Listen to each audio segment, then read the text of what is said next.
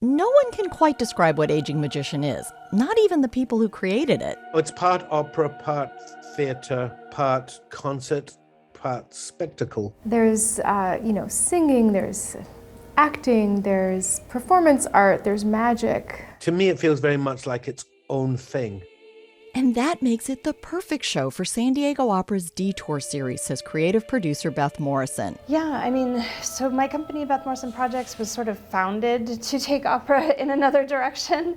And so what that has meant is that I bring sort of singular artists together to create work that really defies boundaries and stretches the meaning of what opera can be.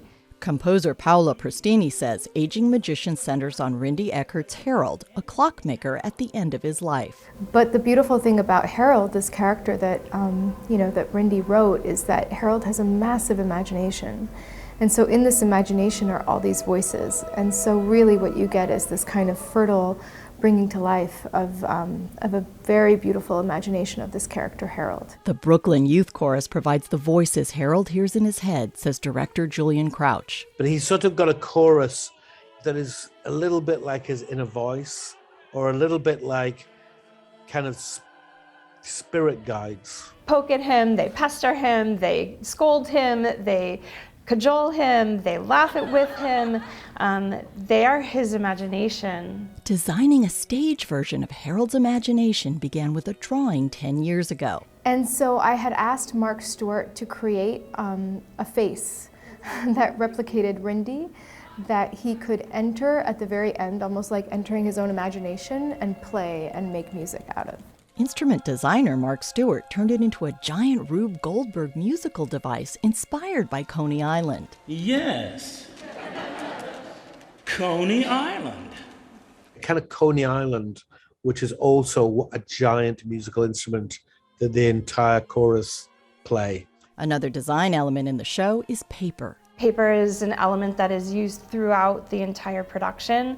Harold is writing a book, so paper is there and it's inherent, but then the choir is also using paper all the time, and so they'll pull paper up and there'll be projection on the paper.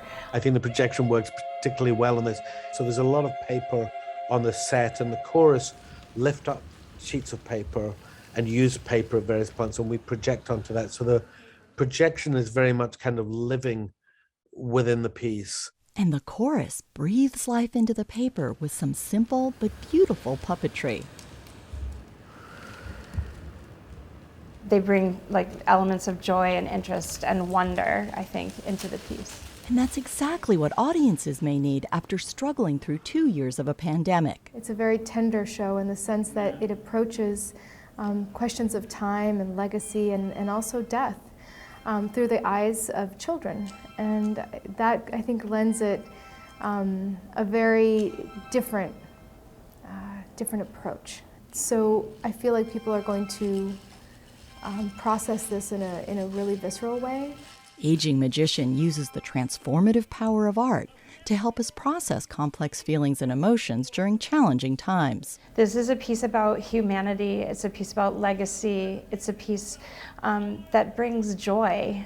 You can experience the joy of San Diego Opera's Aging Magician at 3 performances this weekend at the Balboa Theater. Thanks for watching. I'm Beth Accomando, and I love covering arts and culture for KPBS here in San Diego. If you want to see more of my coverage, then please hit the like and subscribe button and share. Thanks.